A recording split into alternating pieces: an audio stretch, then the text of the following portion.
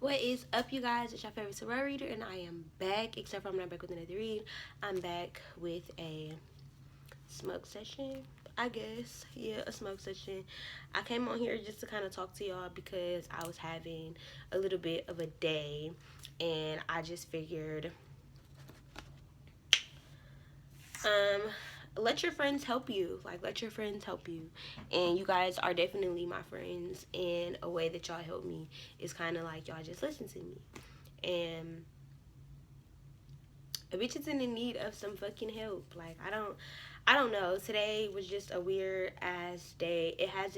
Today has barely started. It's going on 3 o'clock. It's like 2:30. And today has like barely started, but I got my bike stolen today. I did. The 29th of December, I got my bike stolen today. And I woke up in such a good energy and such a positive energy, feeling really, really good. And let me just tell y'all how karma worked really, really quickly today for me, and just showed me um, how rapidly things are basically changing. Like shit.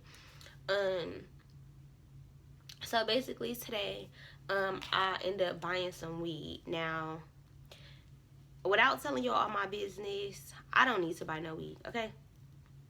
I don't need to buy no weed. But I ended up buying some today. Mind you, I did feel bad about it. Like, as I was going through the process of getting weed, I'm like, okay, for one, I shouldn't spend the money on it. For two, I said I was gonna stop smoking. For three, personal reasons, right?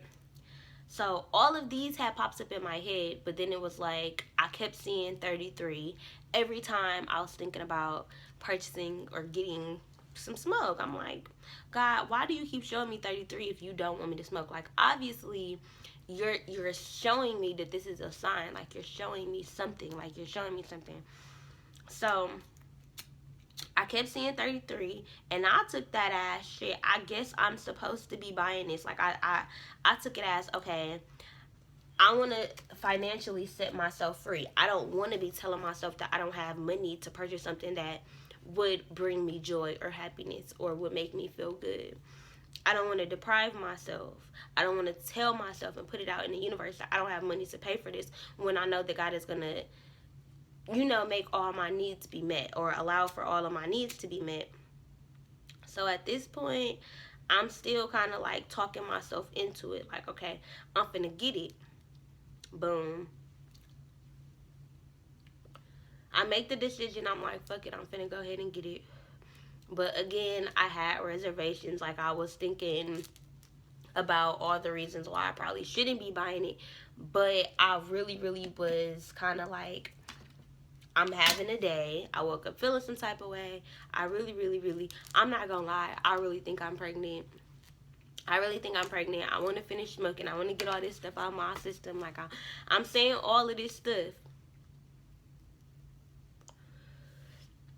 But again, I had already pretty much in my mind decided I'm finna get this weed. 323, thank you, Cinema Masters. Again, as soon as I said get this weed, they showed me 323. And like I said, when I was thinking about buying the weed at first, they kept showing me 3-3. At first, it was 120. It was 123, which, as y'all know, if y'all add it together, equal 3-3. And then I looked again, it said 132. And I looked again, and I think, what did I do? I like added up all the numbers in the weed man number, and I was like, okay, God, if it's an even number, that means I'm supposed to get this weed. I added up all the numbers of the person's phone number, and it was 33. I said, bitch, okay, I'm finna smoke. Fuck it. Bought the weed, y'all, and then I got on my bike, and I was like, I'm finna go, and I'm finna get me a blunt wrap. Like, I'm finna go to the store and get me a blunt wrap. So I got on my bike. I went to the store that I always go to damn near every other day to go get me a blunt, and guess what? I walked out the fucking store, and my bike was gone. Like, my bike was fucking gone. Mind y'all, on the way to the store, I was feeling so good. I was literally on a bike like, Caprice, you're doing a great job, queen. Like, good job. You're working out. You making your ass fat. Like, you riding this damn bike, girl. Good job. Like, I was literally talking myself up because, like I told y'all, I was having a day. So I'm trying to mentally get myself out of having a weird type of day and I'm talking myself up. I'm speaking positivity into myself. I went up in the store like feeling good, in a good ass mood. Like, bitch, you just worked the fuck out. You just took this bike ride, bitch. Like, your booty finna be hurting. Like, you finna be what? Like, you did a good job. I came out and I was so fucking devastated. Like, and I was embarrassed because people were coming out of the store at the same time as me. And if you are in a neighborhood that's like a hood neighborhood, a ghetto neighborhood, a poverty stricken neighborhood, then y'all all gravitate kind of towards the same like convenience store. You know, like there are hood stores and everybody kind of know each other, everybody kind of recognize each other. Like, people know that I'm the girl that always pull up on my bike. At the liquor store, they know me. At the motherfucking home run, they know me. At motherfucking, like, they know me around here. Like, they know me.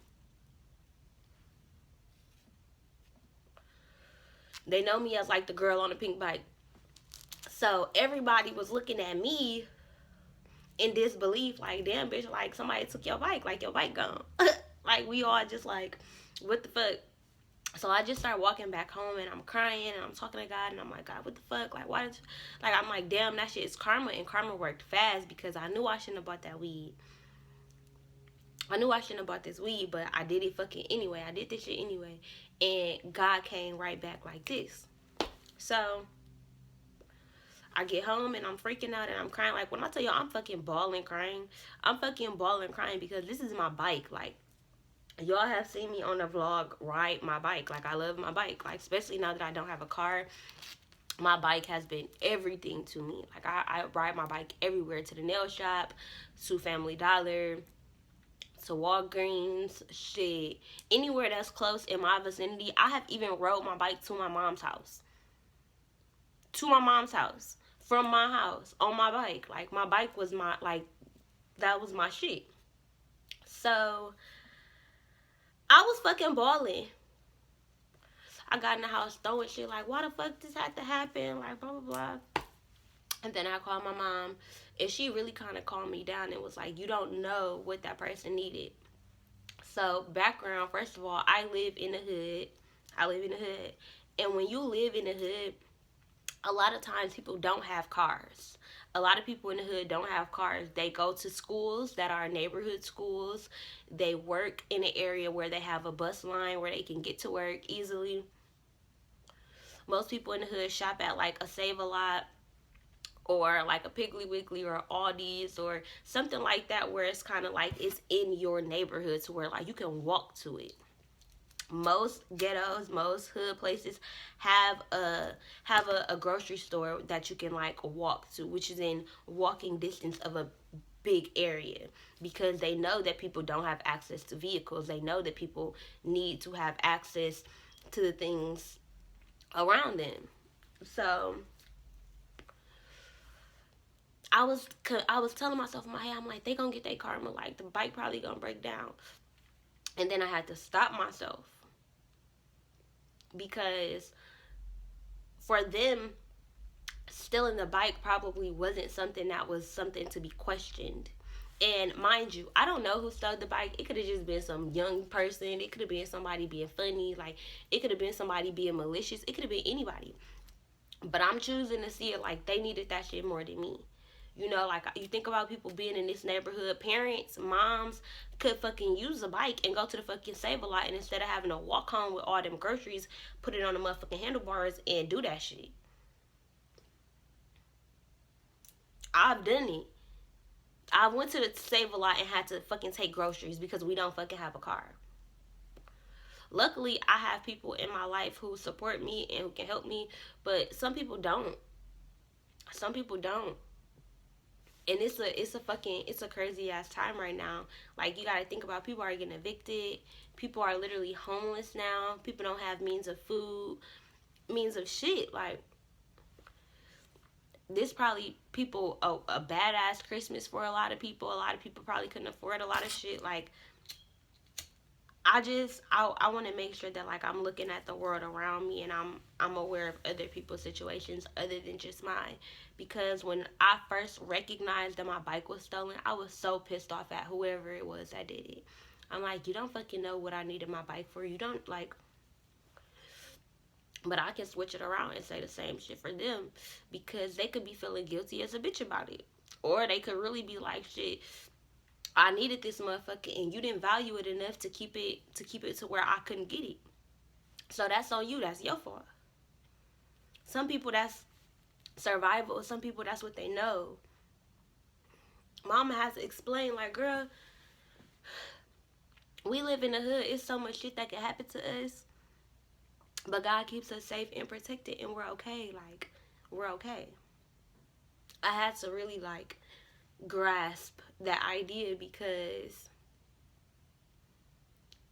having your shit taken from you is not nice. And it's not even just about materialistic shit, but having somebody, you know, like, hurt you or do anything to you that's gonna feel like you got something missing. Like,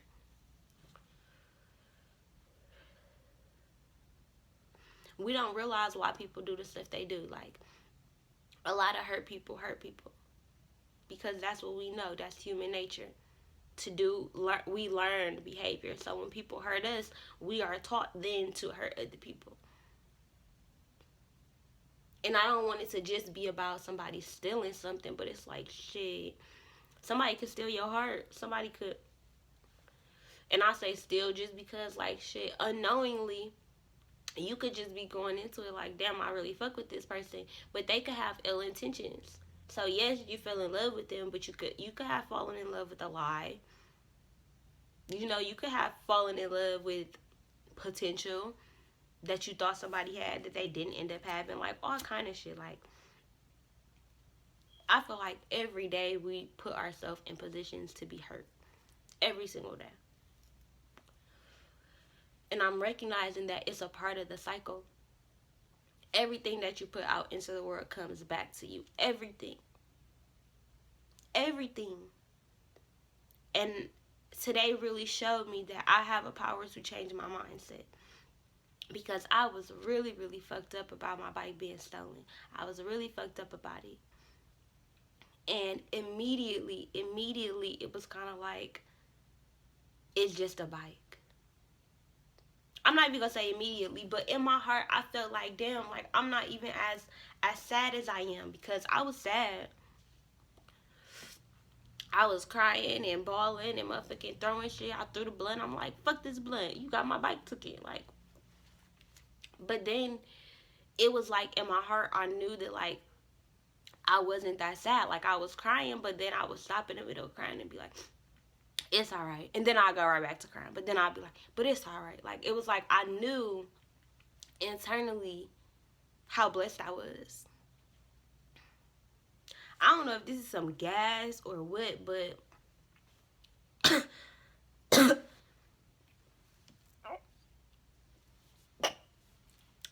but yeah, like, I don't know. I just feel like I wanna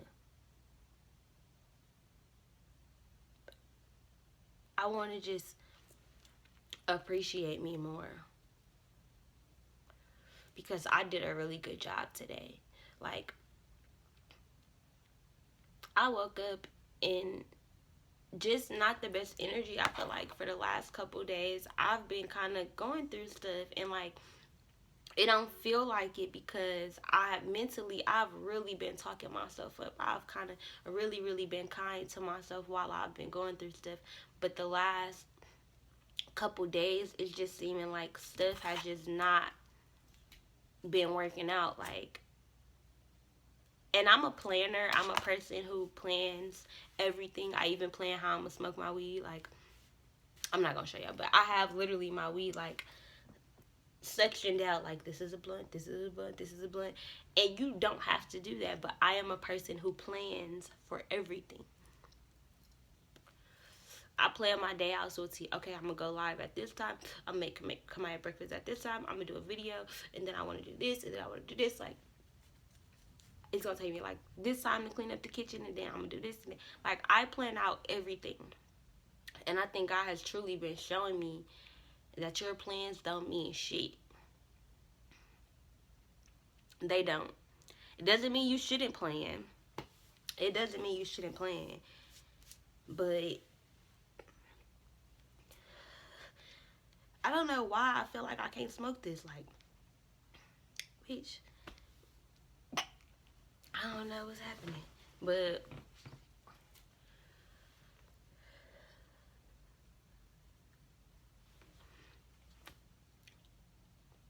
I don't know, y'all.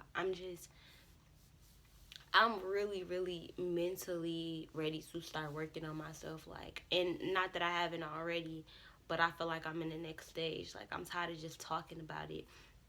I'm tired of just having all of this knowledge and not really applying it to my life, not really applying it to my spirituality, not really applying it to my career. You know, like, I have knowledge, I have information that not only God gives me, but that I've learned over time, that I've learned through my journey, that I've learned through finding myself.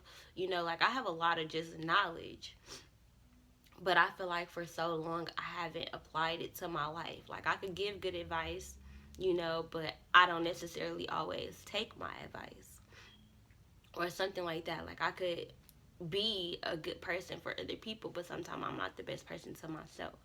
Or I could give relationship advice, but then I don't do the same things in my relationship. And now it's kind of like I want to give myself the opportunity to be everything that I know I can be. You know, like, you constantly think about how you're affecting other people's life. Like, that, at least me, especially like as a tarot reader, because I think a lot of people put emphasis on tarot readers as if we are therapists. And to me, I think that's kind of what we are, in a sense. It depends on what kind of reading you're getting, and it depends on who you're getting read from, because not everybody is going to be like a therapy session. However,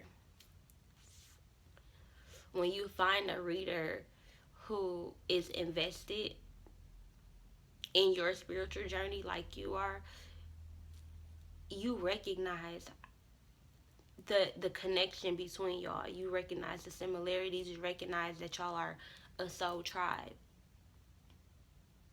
So for me, when I'm reading for people, I'm so aware of the energy that I'm transferring to other people. That's why I be careful in my readings. I don't like to speak anything onto anybody. You know, I make sure that I'm aware. I'm aware of the messages that I'm getting. Like, I wouldn't say I filter my messages, but I'm also aware of how powerful my words are when it comes to speaking them onto somebody else. Because you don't recognize it, but somebody can manifest your life for you if you allow them to. Like, if you give them the power to. So let's say I'm constantly watching tarot readings and I'm taking everything. You know how in tarot readings they usually say, like, take what resonates with you, but you taking everything.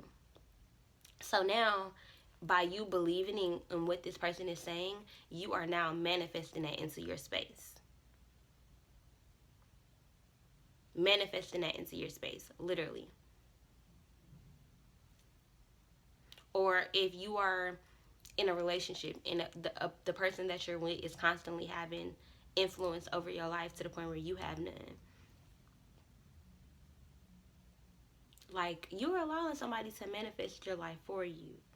So, I don't know where I was going with that. I think this is some gas because sis is feeling some type of way. Anyway, yeah, I don't know. I think I'm just gonna start getting dressed. I'm supposed to be going to Monet and Doug's house, just to kind of like get myself out of this and kind of like, well, it's not. I'm not gonna say like get myself out of this because I'm not really in anything, you know, specifically, but I'm starting to be more aware of the fact that I have to sometimes ask for help. Because even something simple like asking somebody for a ride, or asking I don't know what people ask people for. can they borrow something? I don't know. But I don't ever ask for help, or I don't ever I don't ever call my friends to vent. And that's kind of a way of asking for help. Like, you asking for a person to like let you express yourself and to just kind of like release some stuff. But I never ask for that. Like, I don't call my friends and vent to them, or I don't be like, hey, I need you, or I'm having a bad day, can I come kick it with you, or I need a friend today. Like, stuff like that I've never really done. I don't really know why. I don't know if it's because I've never felt like I could or what, but I know for sure it has a lot to do with kind of like my mom and her one of her old best friends relationship. I kind of grew up feeling like my mom's best friend always was using her. Like, it was like she always want her to come over to do this, and she always need mama to cook and do this and take care of that. And as a kid, I think I was just kind of selfish with my mom. So to me, it felt like, okay, I be needing you, but I don't always get you when I need you. But this person, when they need you, you always come. So in my mind, I looked at it as like a bad thing that my mom was such a good friend. Not even just a good friend, but a good person to everybody around her. Even like her siblings, I would be jealous of my mom helping her siblings or doing stuff for them or giving them food or doing it. And it's crazy because it's all the stuff that I do now as an adult. So when they was in their 20s and they sitting here, mama was making a lot of money so she could provide and she could give food and give extra this because I have this and whatever. Now I'm at 25, I go to mama's house and I go shopping at her house just like her siblings used to do to her. And I used to get so upset about it. And I think that played a huge role in how I grew up and how I had friendships. I think I was scared to feel like I was using somebody. Like, I never wanted to ask my friends for anything. Ever. And even to this day, I don't. Like, sometimes my friends will call me and FaceTime me to vent, and then I realize, like, dang, I never call y'all and do that same thing. Like, I never have that urge to do so. And I used to think it was just like that I was a private person. Like, I didn't really like people in my business and stuff like that. And that's the thing too. That's the thing about me. I'm very much private. And I think that comes from just feeling like people are going to judge me. Because I don't know why I'm so private. But I'm private with a lot of my life. Like, y'all might not see it, but I'm private with a lot of my life. Like, I don't tell people stuff, or like I'm always like hiding stuff, or like being, I don't know, I'm kind of like secretive and kind of like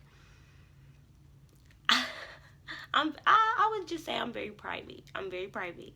And you would never think that because y'all just, we different kind of friends. Like, this is what it is. But for people like in real life, they don't know me like this. Like, they don't, like, I don't just spill myself to people. But I'm recognizing that we learn through people. I learned through my friends venting to me. I learn all the time, like, oh, she was a really good woman in this sense because I would have, or she's really mature in this sense, or she's really business oriented, she's really creative, or she's really this, or okay, I can see where, if I was in that situation, I would have done X, Y, and Z. So I'm starting to pick up on the fact that even from just seeing Jonathan and him and his friends, like, they call each other and just check in with each other like once an hour. Like, what you doing? Like, what you on? Like, where you at? Okay. Just to know where each other at, to know that each other is safe, just to kind of check in and be like, what's up, bro? I love you. Like, and I'm like, I always wanted that kind of friendship where, like, I could talk to my friend every day, because I'm not that friend, bitch. I get in my energy where I'm just kind of like, I don't want to text nobody. I don't want to talk. Like, I don't, like, that I love you. I know that you love me, but we don't need to talk. Like, talk for what? Text for what? At this point, like, what are we texting about? Like, what do we even, you know, but I'm recognizing that, like, I be wanting to text Monet all the time. Like, I be wanting to text Brandy. Like, I be wanting to text them and, like, talk to them and, like, you know, so I'm learning to kind of, like, reach out and to ask for help. And today is one of those days where I'm kind of just, like, even if I'm not in the house doing shit, I would rather be in the house not doing shit with my people than in the house not doing shit by myself. Because Kamaya not here right now. But yeah, like, I just feel like even just being around other people and getting vibes from other people, like, is important and it's necessary. And before, I was more so like, I can just be by myself. I'm cool being in my house by myself or being lonely. Like, after I moved out of my mom's house, I spent all of my time in my crib. Like, all of my time. If I wasn't at work, I was at my house. I wasn't even going to my mama's house a lot like that because our relationship was kind of in a weird space. At least I think it was. I don't really remember, but I feel like she felt some type of way after I moved out because she didn't really want me to move out. I don't think parents really want them to move out at such a young age with the kid. I think I was 21. So, you know, she was kind of nervous for me and stuff like that. And I think it just made our relationship a little bit different. So I wasn't really going nowhere. I wasn't really around anybody. I don't remember who I was friends with at the time. I know I was friends with Dejanique. But I don't think I had any other friends. I think me and the Jaslins were friends for a while. But other than that, I don't really have friends. And the friends that I did have, they were coming to my crib to smoke with me and to drink wine with me. So I never was the person to, like, go out and have a good time and be around people even when you're not doing nothing. Like, my mom and her friends used to just be in the house together every day. Not doing shit, but smoking, chilling, and doing nothing. And I never understood how you could just be around somebody and not do anything. Even in my relationship, when we first got together, I always used to tell him, like, are you bored with me? Like, we not doing nothing. Like, we just in the house. Like, you on your phone, I'm on my phone. Like, are you bored? And just like, girl, no, we just in the house. Like, we just chilling. Like, why do we have to be doing something? Like, you're not. I'm recognizing that, like, my energy can be around other people. Like, I think for a long time I looked at myself as, like, I'm tainting other people's energy if I put myself onto them, or I'm boring, or I'm not fun, or I'm not likable. You know, like, I had a lot of self-esteem issues kind of growing up, which hindered friendships that I had. Because even within the friendship, like, me and my best friend Shaquan, we've been best friends since middle school. Even if we don't talk for a couple years, like, that's my best friend. So me and her had got into an argument years ago, and I had basically told her, like, I feel like I can't take a shit at your house. And she like, bitch, who the fuck fault is that? Bitch, you come here, you drink with me, like, you smoke with me, but you feel like you can't take a shit in my house. Bitch, that's nobody's fault but your own. That's your own embarrassment. And at the time, I'm like, bitch, don't talk to me like that. Like, blocked. But now, in this day and age, in this mindset, I'm like, bitch, she's right. Nobody told you to be uncomfortable, but you chose to be uncomfortable because of shit that you had going on. That has nothing to do with anybody else. So now that I'm becoming more comfortable with me, I'm recognizing that my energy isn't boring. I'm not weird. I'm not crazy. I'm not, like, people enjoy my company. You know, and everybody don't have to be just like me. I've always thought that me having a best friend, or me having a good friend, or me just having a group of friends meant me having people just like me, when nobody is just like me. I'm also learning how to be a better friend and just accept people for who they are. Even if we bicker, even if we fight, even if there's shit that we don't like about each other. Like, all kinds of shit. Like, friendships are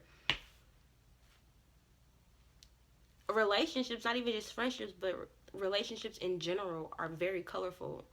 And for myself, I had always maybe only had one version of some shit in my mind.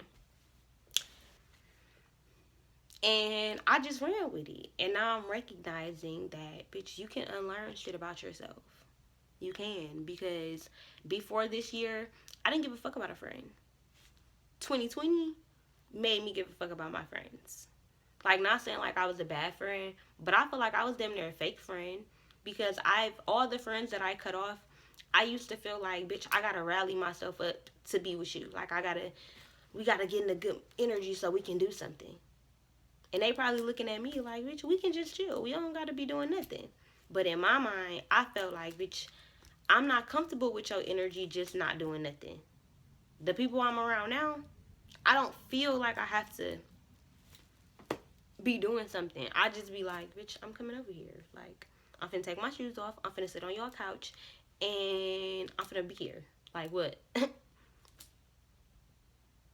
Like, certain things, like asking for help when you need them, recognizing when you need help, addressing shit that you want to change about yourself, addressing shit that you've realized about yourself, whether it be good or bad. All that shit, it take like some real adulting. It takes some real adulting. Not saying that kids can't be all profound and know shit about themselves, but this should take some experiences. This should take some life, take some oomph. Because it's not easy. It's not easy. Like, I'm just at 25 recognizing that I need to change, and that if I want better for myself, I have to be an agent of change. Like, I gotta put in that work. I gotta be different if I want to attract different kind of shit. I have to adjust me. And the only way I'm gonna recognize or learn how to do that, how to figure me out, how to change me, is if I get to know me.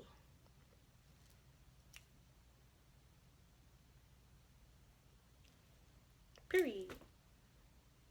So I'm just having fun getting to know me. I'm enjoying getting to know me. And today really just made me like me that much more, because I really, really changed my mindset. And I'm a person who stays stuck on one thing for a very, very long time. If I lose the remote, if I lose a sock, if I can't find something, I will be irritated until I can find it. Like, I'm not going to get over something. If I'm arguing with somebody, I'm not going to get over the argument until I feel like I have all the information. Like, I need to know everything. And I will tell you that you're lying until I feel like I know everything. Like, period. So for me to not be stuck on something, for me to not let that ruin my day, for me to be able to change my energy and feel like I can go around people even though I'm having a crappy day, that makes me feel like, damn, Caprice, you're really changing. Because before, you would have sat in this motherfucking bed all motherfucking day not doing shit on motherfucking YouTube, wishing that you was famous instead of going out living life and giving yourself something to vlog or giving yourself something to talk about. If I would have stayed in this motherfucking bed all day, bitch, I wouldn't be making this video right here, right now. So in today, I'm proud of me. In today, I like me better than I liked me yesterday, bitch. Like, period. Anyway, I hope you guys enjoyed this video. If you did, give this video a thumbs up and leave a comment down below. Y'all, do y'all see them numbers, sis? Okay, because we getting up there. The family is growing. The family is expanding. So, like I said, I hope you guys enjoyed this video, and I'm out of here.